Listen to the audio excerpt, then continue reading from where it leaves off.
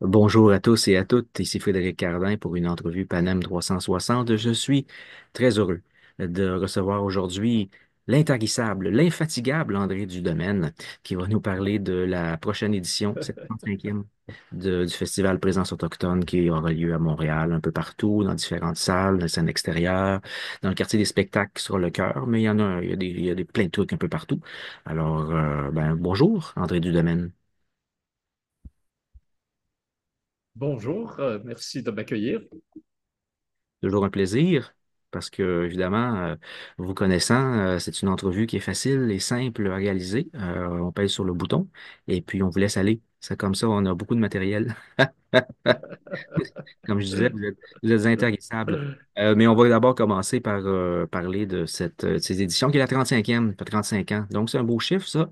Est-ce qu'on peut... tiens, ça me donne l'idée. Pourquoi on ne reviendrait pas sur il y a 35 ans, quand vous avez lancé ça?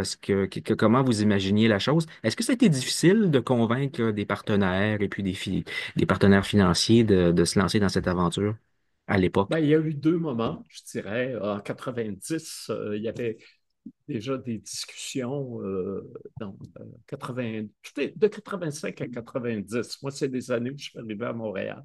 Et il y avait toute une discussion à savoir si on devait avoir un festival autochtone, parce que Montréal devenait, hein, avec des festivals d'été, des grands festivals d'été, jazz, francophonie, etc., la ville des festivals, et on se disait, ben, ce serait intéressant que les Autochtones aient une présence constante et annuelle dans cet éventail d'événements.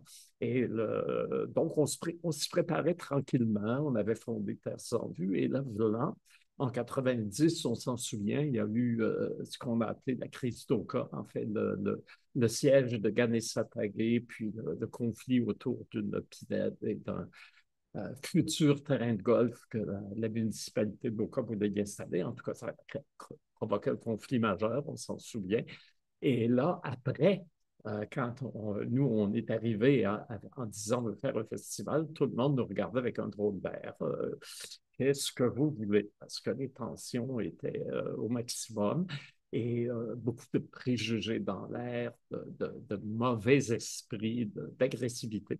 Alors, il a fallu convaincre et ça a été long. Alors, je veux dire qu'effectivement, le départ a été très, très, très difficile. Et puis, peu à peu, il faut dire que dans la ville, il y avait des organisations, euh,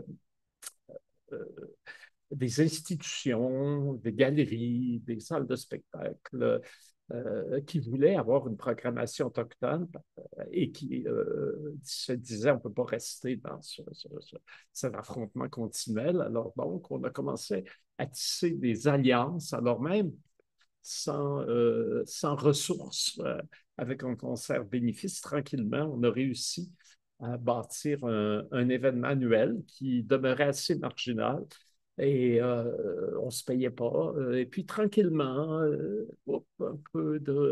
un peu d'argent de patrimoine canadien, ça a été les premiers, c'était pas beaucoup. Puis après ça, la SODEC, les conseils des arts. On a fini finalement par rapailler un peu en grattant un peu partout euh, une somme qui nous permettait d'avoir un événement annuel. Et puis le grand tournant était en 2000. On avait dans nos cartons de célébrer le tricentenaire de la Grande Paix de Montréal. Et ça nous suscitait beaucoup d'enthousiasme. On a eu formidable l'appui et le partenariat de Pointe-à-Calière. Donc, nous est bien installé et tout d'un coup, là, au lieu d'être un petit groupe de francs-tireurs euh, regardés avec suspicion, on est devenus des joueurs qui avaient leur place dans la ville.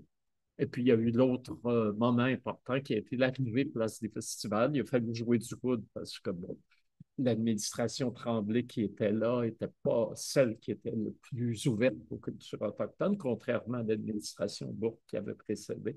Alors, ça a été un petit peu plus difficile, mais on y est parvenu. Et puis, depuis qu'on est là, tout le monde est bien content de ce qu'on y fait, de ce qu'on y a déployé. Et là, depuis, quoi, c'est 2010, là, vraiment, on a un appui formidable du partenariat du quartier des spectacles. Le PQDS a été créé justement pour gérer ces espaces ces nouveaux espaces dans le centre-ville. Et depuis ce temps-là, on peut dire on sent vraiment qu'on a le vent en poupe et que les choses avancent bien et que le festival est maintenant quelque chose